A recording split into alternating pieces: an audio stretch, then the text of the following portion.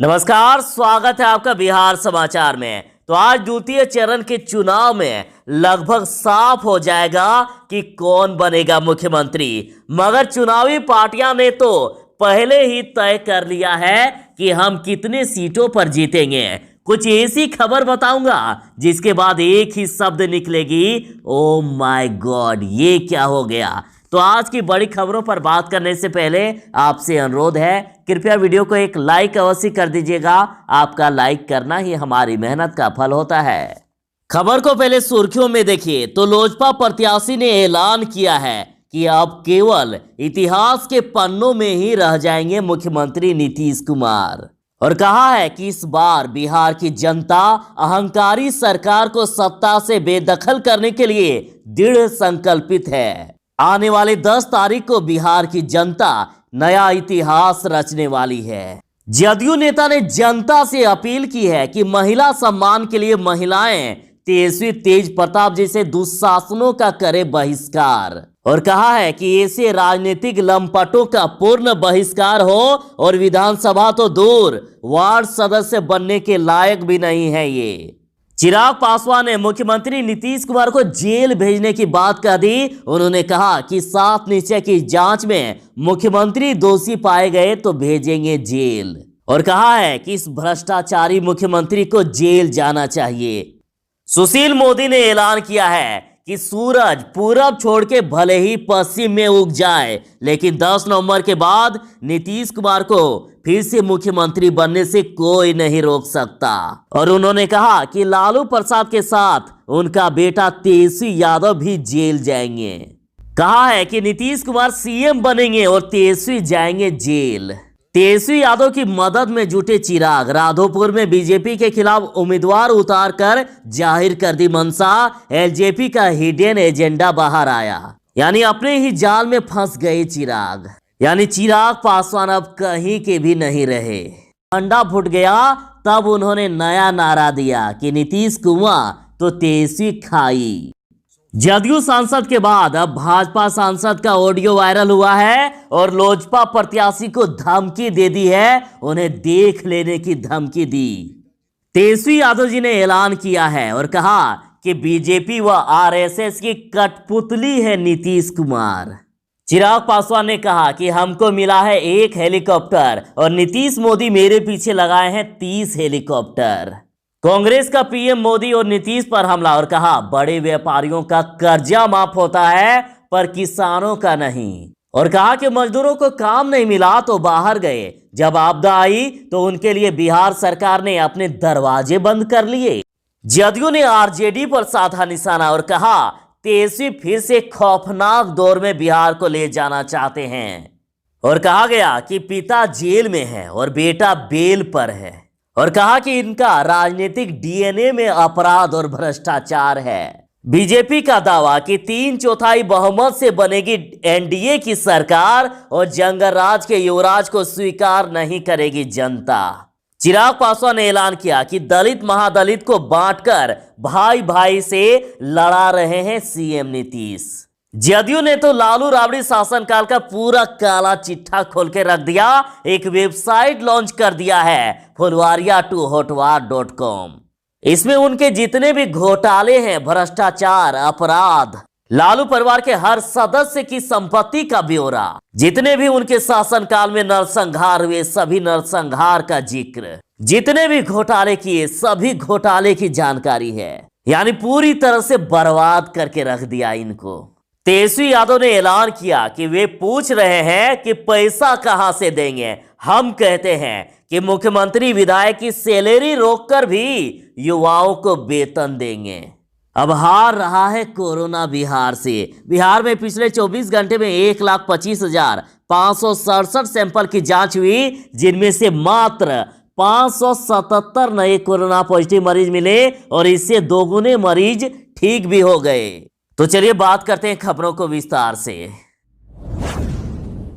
सुशील मोदी ने तेजस्वी यादव को जेल भेजने की बात कह दी। सुशील मोदी बोले कि नीतीश कुमार फिर से मुख्यमंत्री बनेंगे और तेजस्वी यादव जाएंगे जेल। सुशील मोदी ने कहा कि सूरज पूरब छोड़ के भले ही पश्चिम से उग जाए, लेकिन 10 नवंबर के बाद नीतीश कुमार फिर से मुख्यमंत्री बनने से कोई नहीं रोक सकता है। उसके बाद चारा घोटाले में बंद लालू प्रसाद के साथ उनका बेटा तेजस्वी भी जेल जाएंगे और कहा है कि इस बार चूक गए तो बिहार 15 साल पीछे चला जाएगा और कहा कि जेल में 12 वर्षों तक लालू रहेंगे, जिंदगी बीत जाएगी और साथ ही बेटा भी जेल में रहेगा। लोजपा प्रत्याशी संजय कुमार सिंह जी ने ऐलान कर दिया कि अब केवल इतिहास के पन्नों में ही रह जाएंगे मुख्यमंत्री नीतीश कुमार। एलजेपी ने कहा कि नीतीश कुमार की 7 निश्चय योजनाएं पूरी तरह से विफल हो गई और ये योजना केवल कागजों पर ही चली और कागजों पर ही इसे पूरा दिखाकर बिहार की जनता का पैसा लूटा गया। और हर घर जल योजना के बारे में भी उन्होंने कहा कि बिहार में लूट अपने चरम पर रहा। इस योजना में किसी भी घर में आज तक शुद्ध पेयजल नहीं पहुंच पाया। केंद्र द्वारा उपलब्ध कराए गए विकास मद के पैसे को नीतीश कुमार ने किस प्रकार से लूटा है, इसे देखने के लिए केवल बिहार की सड़कों पर घूम जाना ही काफी है। रात में बनने वाली सड़क सुबह टूट जाती है।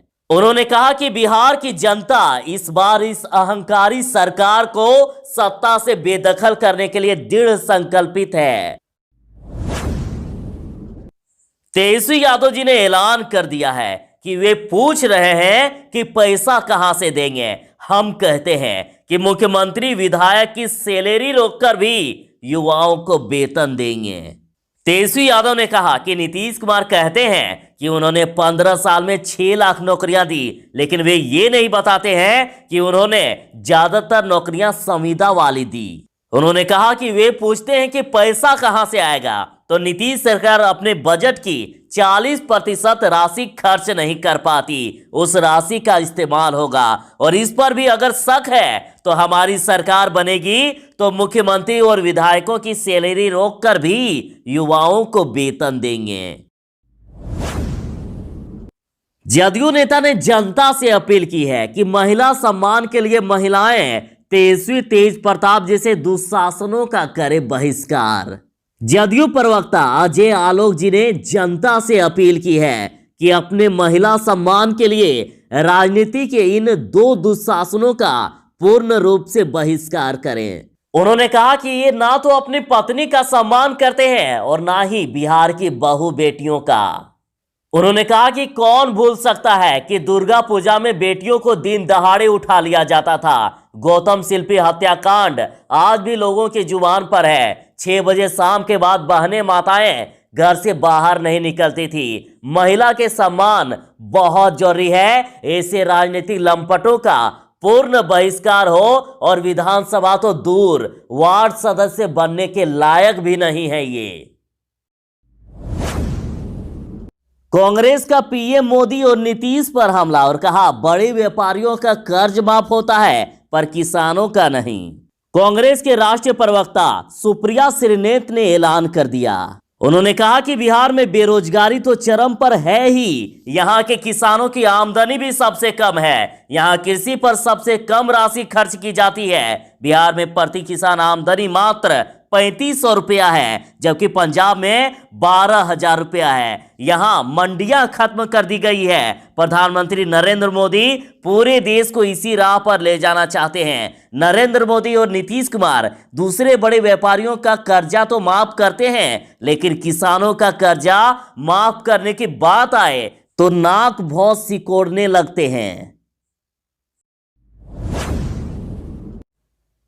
तेजस्वी ने किया मुख्यमंत्री नीतीश कुमार पर हमला और कहा बीजेपी व आरएसएस की कठपुतली है नीतीश कुमार।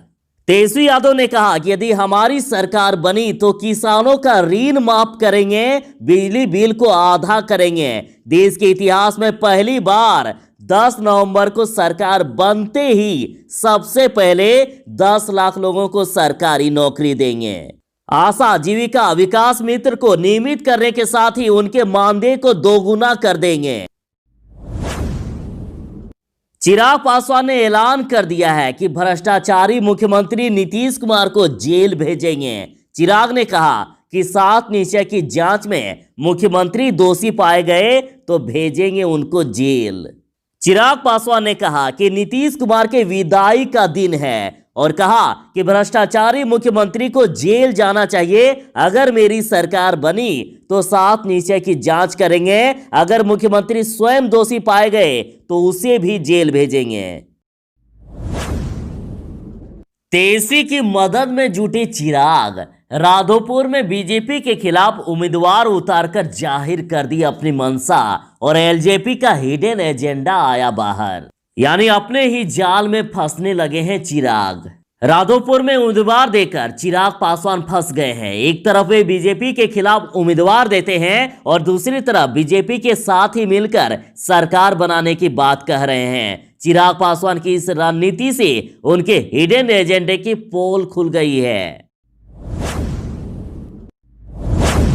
लालू राबड़ी के शासनकाल का पूरा काला चिट्ठा खोलकर रख दिया गया है। एक वेबसाइट लॉन्च कर दिया गया जदयू के द्वारा। वेबसाइट का नाम है फुलवारिया से होटवार जेल, फुलवारिया टू होटवार.com।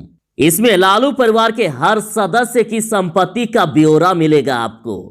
इस वेबसाइट में लालू राबड़ी शासन के दौरान हुए घोटाले, भ्रष्टाचार, अपराध और विकासहीन बिहार के बारे में ब्यौरा दिया गया।